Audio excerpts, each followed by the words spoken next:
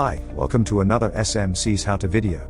Today we are going to show you how easy it is to make the necessary electrical connections to the ISE70 series pressure switch. Let's start. We begin by making the connections to a 24-volt DC power supply. Connect the brown wire to the positive supply. Next, connect the blue wire to the negative of the same supply. The two remaining wires provide independent outputs. Output 1 uses the black wire and output 2 uses the white wire, which are connected to a load, for example an input to a PLC or a lamp. The ISE70 can be configured to switch outputs for a negative common PNP or positive common NPN configuration, being the default configuration PNP. For IO-Link communication, black and white wires are connected to the IO-Link master and only output 2 can be used independently. Now, switch on the power supply. The ISE70 switch display illuminates and we can use the switch to simply show the measured pressure.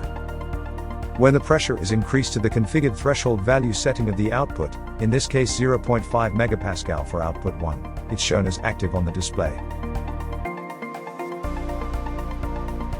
When the pressure is reduced, output 1 switches off. So, you've seen how to connect the ISE70 series. Take a look at our other SMC's how-to videos to see how easy it is to configure some of the more common switch functions.